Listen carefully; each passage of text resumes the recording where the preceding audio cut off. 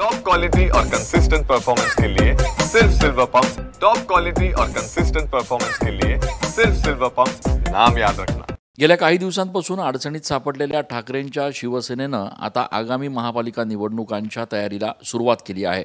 आजपासून नाशिकमध्ये प्रभागनिहाय बैठका घेतल्या जाणार आहेत आणि आगामी निवडणुकांमध्ये नेमके उमेदवार कोण असावेत याचा अहवाल देखील पक्षश्रेष्ठींना दिला जाणार आहे। ठाकरे गटाचे उपनेते सुनील बागुल आपल्यासोबत आहेत। नाना, नेमक्या आजपासून बैठकांना सुरुवात होत आहेत, काय कारण त्याचं? आता निवडणुका या 4 ते 6 महिन्याच्या आत कधी पण लागू शकतात आणि निवडणुका जर लागणार असेल तर त्याची पूर्वतयारी केली पाहिजे। कालच आमची शिवसेना कार्यालयामध्ये कोर कमिटीची मीटिंग झाली आणि त्यामध्ये असं ठरवण्यात आलं का आजपासून प्रत्येक प्रभाग वाईज मिटिंगा घ्यायच्या आणि ते प्रत्येक प्रभागामध्ये मिटिंगा घेतल्यानंतर तिथे जे सक्षम उमेदवार आहे त्यांना कसं आपल्याला पाठिंबा देता येईल, सपोर्ट करता येईल, त्यांना कसं पुढं काढता येईल अशा पद्धतीचं नियोजन करायचं आणि त्या दृष्टिकोनातून आम्ही सर्वच्या सर्व कोर कमिटीचे पदाधिकारी आजपासून प्रचाराला सुरुवात केलेली आहे असं म्हटलं तरी चालेल। पण एकूणच आगामी निवडणुकांच्या अनुषंगाने स्वबळाची आपली तयारी असणार आहे का? प्रत्येक प्रभागनिहाय आपण बैठका घेत आहात, एकूणच काय परिस्थिती शहरात सध्या बघायला मिळते? आत्ता साधारण माननीय उद्धवजी ठाकरे यांच्याशी बोलल्याप्रमाणे त्यांनी सांगितलं का मनसेची युती झाली तर चालेल का तुम्हाला, तर आम्ही त्या गोष्टीला होकार दिला। त्याच पद्धतीने माननीय शरद पवार गट असेल, काँग्रेस असेल, यांच्याशी सुद्धा आमचं बोलणं चालू आहे आणि एकत्र जर आपल्याला निवडणूक लढता येत असेल तर आमची मानसिकता एकत्र निवडणूक लढण्याची आहे आणि आम्ही त्यांना एकत्र घेऊन काम करायला तयार आहोत।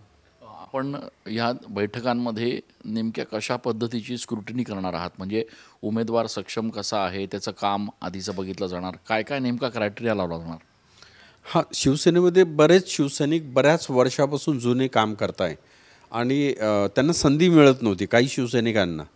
त्यांना आता मध्ये खूप चेंजेस झाल्यामुळे त्यांना नवीन शिवसैनिकांना संधी मिळणार आहे आणि ते ऑलरेडी 30-30 वर्षाचे जुने शिवसैनिक आहे, ते काम करत आहे।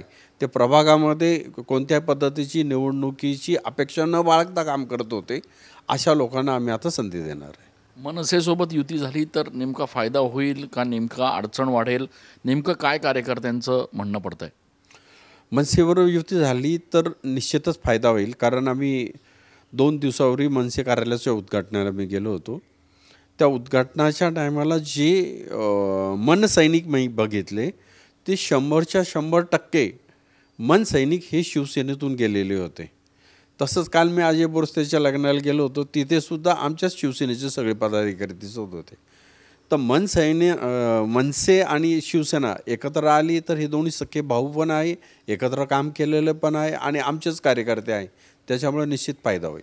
पण अशा संदर्भात आपण वरिष्ठांना म्हणजे उद्धवजींना या संदर्भात काही सांगणार आहात का, काही सूचना करणार आहात किंवा आपण आपली भावना सांगणार आहात का त्यांना की मनसे आणि ठाकरे गटानं एकत्र येण्याची गरज आहे? ऑलरेडी आम्ही माननीय दत्ताजी गायकवाड यांना आता उपनेतेपद दिल्यानंतर आम्ही साहेबांना भेट दिली आणि साहेबांना भेटल्यानंतर आम्ही ही गोष्टीची कल्पना दिली आहे का मनसे आणि आपली युती करायला हरकत नाही, युती झाली तर चांगलंच असेल, त्या पद्धतीने तुम्ही तुमची बोलणी वरच्या लेवलला करा असं आमच्याकडून संकेत दिलेले आहे। खूप खूप धन्यवाद सुनील बागुल, ठाकरे गटाचे उपनेते। आजपासून खरं तर प्रभागनिहाय बैठकांना सुरुवात होते आहे आणि एक प्रकारे आजच्या या प्रभागनिहाय बैठकांच्या माध्यमातून आगामी महापालिका निवडणुकांची तयारी देखील केली जाणार आहे। कॅमेरा पर्सन आकाश येवलेसह मी चंदन पूजाधिकारी, TV9 मराठी।